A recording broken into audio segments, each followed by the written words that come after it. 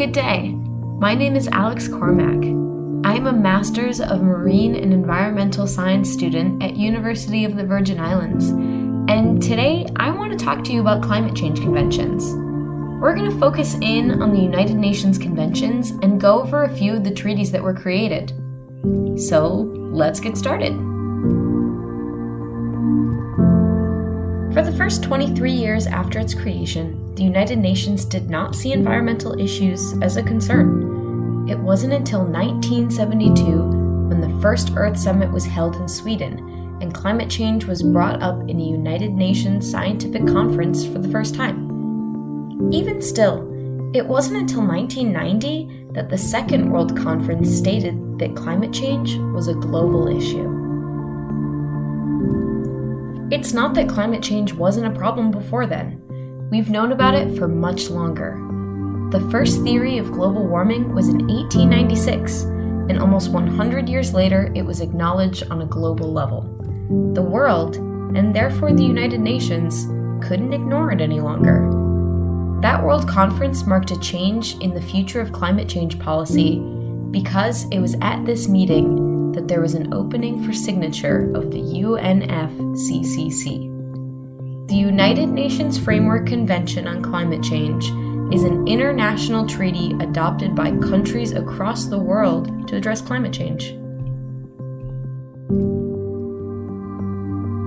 The UNFCCC states its objectives are to, quote, stabilize greenhouse gas concentrations in the atmosphere at a level that would prevent dangerous anthropogenic interference with the climate system.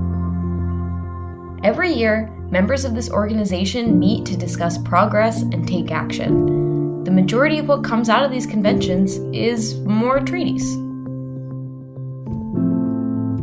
To talk about these conventions, how they work, and if they work, let's compare two of the treaties that came out of the UNFCCC. First, the Kyoto Protocol, signed in 1997 and put into effect in 2005. The goal of this treaty was to have countries cut their emissions by 5% between 2008 and 2012. It was legally binding for developed countries and somewhat successful. In the countries that ratified the treaty, emissions were cut by an estimated 7%. Great, right? Well, not everyone ratified the treaty. In fact, some of the countries with the highest emissions backed out, like the United States did in 2001. The Kyoto Protocol ended up only covering about 18% of global emissions.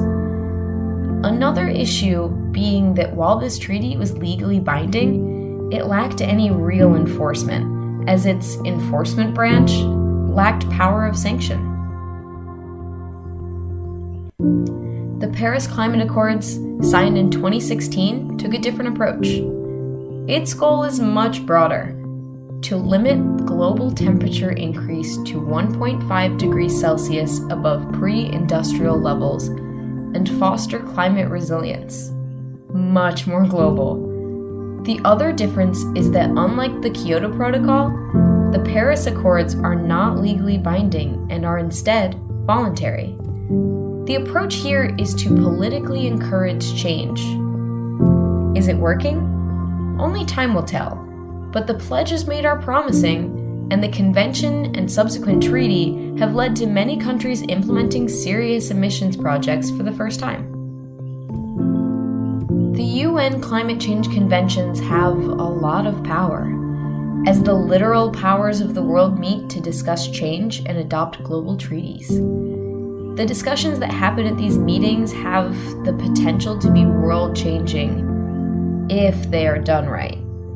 The Paris Accord and the Kyoto Protocol are just two of many treaties that have come from climate change conventions, but they represent some of the most important discussions happening around climate change, as well as how the UNFCCC can be beneficial but meaningless without meaningful global cooperation.